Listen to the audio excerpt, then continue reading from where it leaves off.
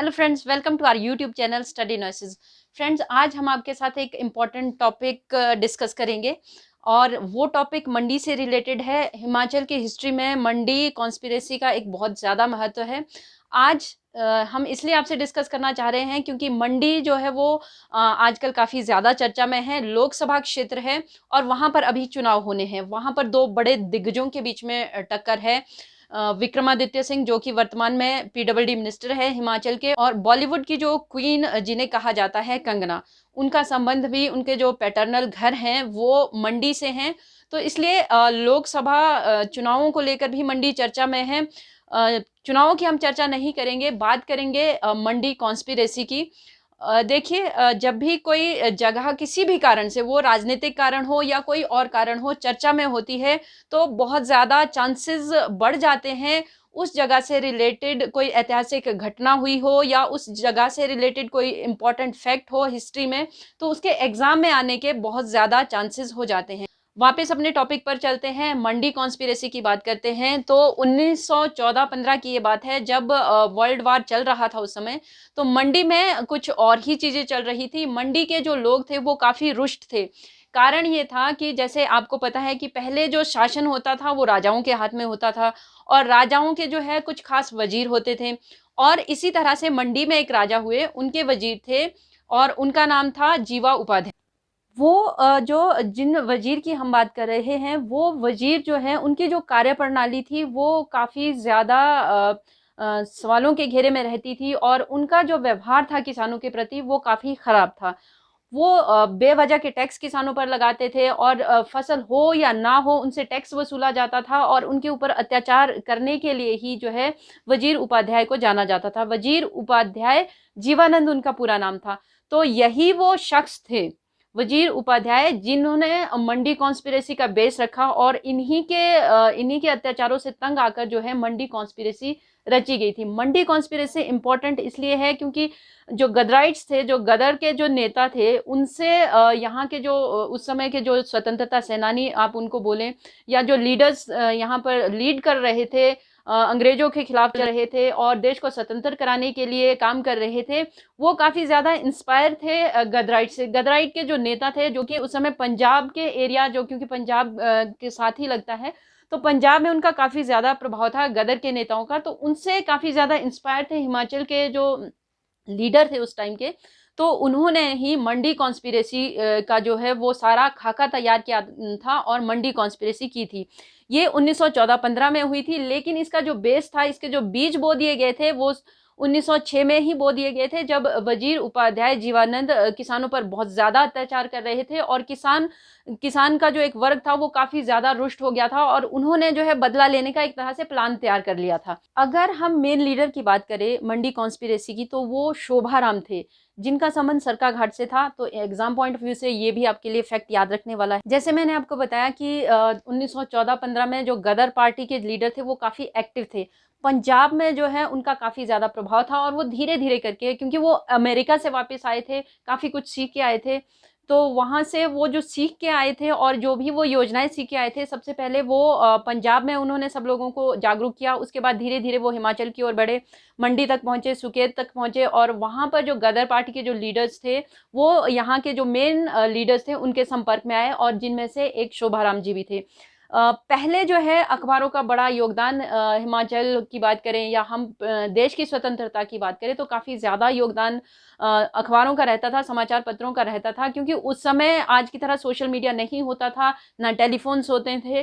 तो जो सारा जो पत्राचार किया जाता था वो या तो अखबारों के माध्यम से सूचना दी जाती थी, इस तरह से, या गुप्तचरों के माध्यम से दी जाती थी। तो कुछ अखबार थे, जैसे कि गदर की गूंज, गदर संदेश, ऐलाने जंग, ये कुछ मेन न्यूज़पेपर्स थे, जिनके ज़रिए जो है गदर पार्टी के नेताओं ने अपना जो है लोगों को जागरूक किया, और उनको अंग्रेज़ों के खिलाफ, और जो देश में जहाँ पर भी जिस तरह का भी अत्याचार हो रहा था, चाहे वो राजा कर रहे थे, चाहे अंग्रेज कर रहे थे, जो भी अत्याचार हो रहा था उनके खिलाफ वो उसमें आर्टिकल लिखते थे, अपनी योजनाएँ बताते थे कि हमें ये चीज़ नहीं सहनी है। तो इस तरह के आर्टिकल छापे जाते थे, जिससे लोग जागरूक होते थे, और लोगों के अंदर जो है वो स्वतंत्रता प्राप्त करने के लिए एक तरह से वो प्रेरित होते थे।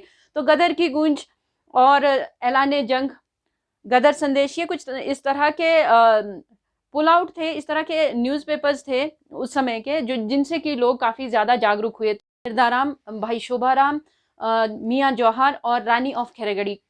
मंडी के इतिहास में ये कुछ ऐसे नाम हैं जो कि काफ़ी ज़्यादा इम्पोर्टेंट है एग्ज़ाम पॉइंट ऑफ व्यू से, इतिहास के पॉइंट ऑफ व्यू से और हिमाचल के पॉइंट ऑफ व्यू से भी। तो इन्होंने बहुत बड़ी एक भूमिका निभाई थी मंडी कॉन्स्पिरेसी में। हालाँकि काफ़ी चीज़ें प्लान की गई थी, लेकिन उसमें से एक नागचला डकैती जो है वो ही इम्प्लीमेंट हो पाई, उसी का रिज़ल्ट आ पाया, बाकी चीज़ें नहीं हो पाई। लेकिन इस घटना ने जो है बाकी लोगों को प्रेरित कर दिया था अत्याचार के खिलाफ आवाज़ उठाने के लिए, इसलिए मंडी कॉन्स्पिरेसी का एक अलग महत्व है देश के इतिहास में, हिमाचल के इतिहास में। तो ये आपको नाम याद रखने हैं, भाई हिरदाराम, क्योंकि भाई हिरदाराम से जुड़ा एक क्वेश्चन इस तरह का भी एग्जाम में पूछा गया है, स्टेट पीसीएस में ये पूछा गया था काफ़ी पहले कि मंडी के इतिहास में भाई के नाम से कौन जाना जाता था, या मंडी का जो स्वतंत्रता का इतिहास है उसमें भाई के नाम से कौन प्रचलित था। तो उसमें 2-3 ऑप्शन थे, तो भाई हिरदाराम का ऑप्शन था। तो आपको ये याद रखना है कि हिरदाराम जी को जो है जो वो भाई हिरदाराम के नाम से जाना जाता था। देखिए, मंडी कॉन्स्पिरेसी के लिए 1914-15 में मीटिंग्स की गई, गदर पार्टी के नेताओं से सलाह ली गई, और जो बाकी यहाँ पर लोग थे जैसे कि रानी ऑफ खेरागढ़ी, मियाँ जौहर, भाई हिरदाराम, इन सब लोगों ने मिलके जो क्या है कि मीटिंग की और प्लान किया कि क्यों ना एक इस तरह की घटना को अंजाम दिया जाए कि जो उस समय का शासन था जो कि कुशासन में बदल चुका था, उसको जो है सबक सिखाया जाए। तो मंडी के वजीर, उसकी हत्या करने का प्लान हुआ, सुपरिटेंडेंट जो थे वहाँ पर उस समय, उसकी हत्या करने का प्लान हुआ, और साथ में प्लान की गई नागचला डकैती। तो नागचला डकैती तो अंजाम तक पहुंची जैसे मैंने आपको अभी बताया, लेकिन बाकी जो चीज़ें हैं वो उस तरह से इम्प्लीमेंट नहीं हो पाई, और वो चीज़ें कामयाब, वो योजनाएं कामयाब नहीं हुई। लेकिन सिर्फ जो नागचला डकैती है, नागचला जहाँ पर अभी एयरपोर्ट बन रहा है, ये भी आपको याद रखना होगा कि मंडी में नागचला में एयरपोर्ट बन रहा है, वो काफ़ी बड़े स्तर पर उसका निर्माण किया जा रहा है। वो आपके एग्जाम पॉइंट ऑफ व्यू से वो फैक्ट भी इम्पॉर्टेंट है, ठीक है। तो नागचला जो डकैती है उसको अंजाम दिया गया, लेकिन उसके बाद क्या हुआ कि ये सभी लोग पकड़े गए। 5 लोगों को अरेस्ट कर लिया गया, जौहर नरियाल, मियाँ जौहर, बद्री सिद्धू और खरारा, इनको अरेस्ट कर दिया गया और इनको जो है जेल कर दी गई, मतलब लॉन्ग टर्म इनको इम्प्रिजनमेंट की सज़ा सुना दी गई।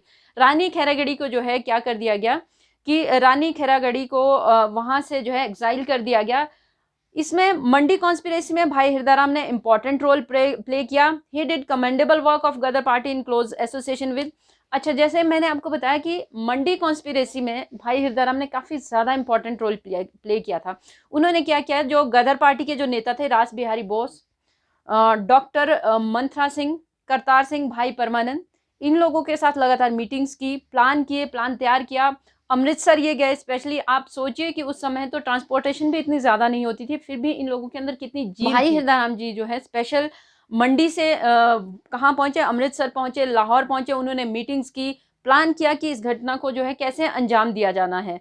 1914-15 की मंडी कॉन्स्पिरेसी घटना के बाद काफ़ी ज़्यादा परिवर्तन आए, वहाँ की शासन की जो व्यवस्था थी उसको बदलने के लिए काफ़ी साल लगे, लेकिन परिवर्तन ज़रूर आए। तो 1933 में जो नॉमिनेटेड काउंसिल बनी, उससे जो प्रजामंडल के जो नेता थे वो खुश नहीं थे।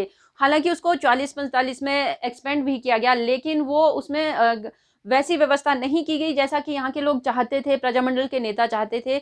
तो उन्होंने इसका काफ़ी विरोध किया, काफ़ी सारी चीज़ें हुई। बाद में उन्हें अरेस्ट कर लिया गया। जो प्रजामंडल के नेता थे जैसे कि कृष्णानंद थे, पूर्णानंद थे, गौरी शंकर थे, कृष्णाचंद थे, सिद्धूराम जी थे, तेज सिंह थे और निधारक थे, वो बिल्कुल भी सेटिस्फाइड नहीं थे व्यवस्थाओं। तो उन्होंने एक तरह से विद्रोह कर दिया था। उनको जो है बाद में अरेस्ट कर लिया गया, लेकिन उनको जल्दी ही उनको 1947 में जब देश आज़ाद हुआ तो उनको छोड़ दिया गया था। तो ये आपके सामने थी मंडी कॉन्स्पिरेसी। मंडी कॉन्स्पिरेसी में 2 चीज़ें पूछी जाती हैं हमेशा, एक ये कि ये कब हुई थी, और उसमें गदर पार्टी के नेताओं के नाम भी पूछे जाते हैं, और जो भाई हिरदाराम है, रानी ऑफ खैरागढ़ी है, जीवानंद जी हैं, इनके बारे में क्वेश्चन ज़रूर पूछा जाता है। तो जब भी आप मंडी कॉन्स्पिरेसी पढ़ेंगे तो आपने इन फैक्ट्स को ध्यान में रख के अपने पेपर की तैयारियां करनी है। तो फ्रेंड्स, ये था हमारा एक सेशन, इंपॉर्टेंट सेशन हम आपके लिए लेकर आए थे। हिमाचल के इतिहास से जुड़े, हिमाचल की जनरल नॉलेज से जुड़े और भी टॉपिक हम आपके लिए बनाते रहते हैं। आप हमारी यूट्यूब की जो प्लेलिस्ट है, उसमें जाकर आप देख सकते हैं। हमने ट्राइब्स के ऊपर सेशन बनाए हैं, हमने डिस्ट्रिक्ट वाइज सेशन बनाए हैं, और भी हम आपके लिए इंपॉर्टेंट सेशन लेकर आते रहते हैं। उन्हें देखने के लिए अगर आप हमारे चैनल पर अभी नए हैं और आपने हमारा चैनल सब्सक्राइब नहीं किया है, तो आप हमारे यूट्यूब चैनल स्टडी नर्सेज को सब्सक्राइब कीजिए, एग्जाम की तैयारियां कीजिए बढ़िया से, और हमारे चैनल को लाइक कीजिए, शेयर कीजिए। Thank you so much.